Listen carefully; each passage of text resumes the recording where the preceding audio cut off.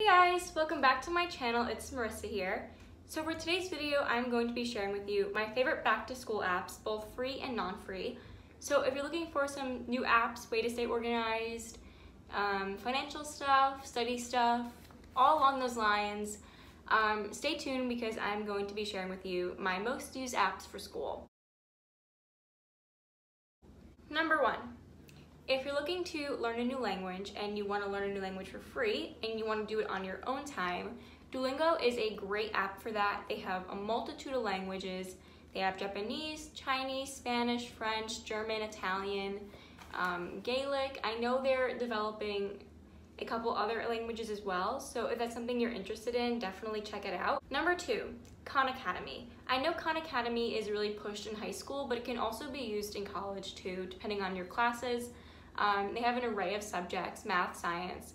I even think they're starting to do economics and stuff. Third is Google Drive. This one is a great place to store all of your documents in the cloud. Google Drive is connected to Google Docs, Google Slides, all that other stuff that Google has created is totally free to make an account. It's just a Gmail account, and therefore you can make a Word document, and then you can all share it into one Google Drive. So in Google Drive, you can make different folders. So I have folders for freshman year, sophomore year, junior year, senior year. And then within those, I have semester 1, semester 2, and then the classes that I'm taking each semester underneath it. And it's a way for me to store all of my documents, and I'm able to view them anywhere. You can go on Google Docs. As long as you know your password and your email, you can log in from virtually any computer. Unlike where on Word, on your personal computer, you can only access it at one spot. Third is Cam Scanner. I know scanning documents is kind of a thing of the past, but if you are looking to scan your physical paper into a PDF or something along those lines, Cam Scanner is a great app to do that. Totally free, and again, you can make different folders. In high school, I used it to scan my biology textbook, and I put each chapter in a different folder, and I was able to read it from my phone, which was great. 4. Pillow is a great app. It tracks your sleep, and it will tell you how many hours you were asleep, when you woke up, how your sleep cycle was. If you have an Apple Watch, even better, you can wear that at night, and then it will track your sleep for you, and you can just see where you're at. If you're having a hard time sleeping, it might help you figure out a way to fix that, or if you're getting great night's sleep, that's even better, and you can see that in your sleep pattern. 5, I think we're on number 5. Yes, 5. Quizlet. Quizlet is a great app. Quizlet is basically online flashcards, and on Quizlet they have different ways to memorize cards. So you can play different games. They have this one game where the definition comes up as a boulder. You can type in the word or vice versa, and then it will let you know if you got it right or not. There's a right option where it'll just make you fill it in yourself, or there's a learn option where it will give you repeated questions over and over again, so that way you're seeing it on repetition. The more you see something, the more you're going to retain it. So by doing the learn on Quizlet, it's a way for them to keep pushing the information to you over and over again in more of a format that's kind of fun. There's multiple choice questions, writing questions, true or false, and just flipping through them like normal. So check out Quizlet if you don't feel like handwriting your note cards but still want to have note cards. Next is Amazon. Amazon is a great app. We're on number 6, if I'm keeping track right. Amazon Prime especially is 2-day shipping, and the first 6 months are free for students. So if you log in with your student ID card and you go through all that paperwork and stuff, they can give it to you free for 6 months. And then after that, I believe it's $60 a year when it's originally $120, so you're definitely getting a really good deal. Next is iStudies. It is a virtual planner where you can input school assignments. So if you're not really a fan of handwriting and carrying around a thick, heavy planner, iStudies is a great way to avoid that because everything is right on your phone. And I believe they even give you notifications about upcoming assignments. I personally don't have the app, but I've read that a lot of people like it. So if you're more into virtual planning, I recommend checking that out.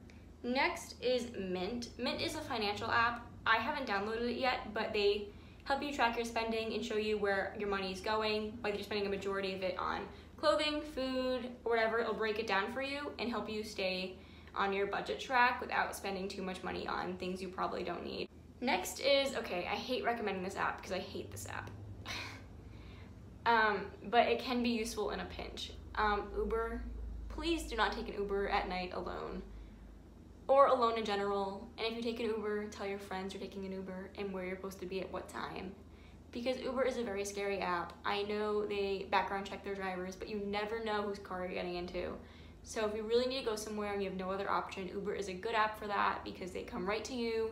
It's pretty decently priced, but just try to stay away from it, please. Like, I don't want anyone getting kidnapped, but if you really need it in an emergency, it is a good app. Next is Spotify. I 100% recommend Spotify, or Apple Music if you're more a fan of that. But any music app is great to have because music is something that you will hear 24/7 throughout college.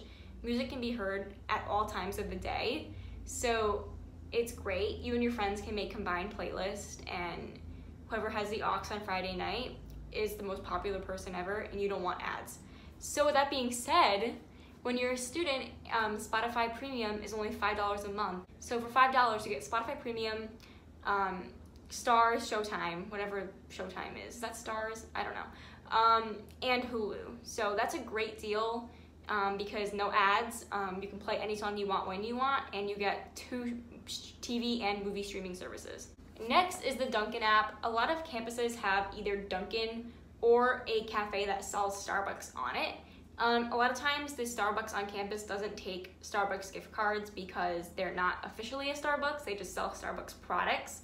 But the Dunkins are actual franchise Dunkins, and they will take gift cards. Also, the Panera Bread app is great. I know these are not really school related, I'm kind of veering off a little bit, but they can be used during school season, so you know, it counts.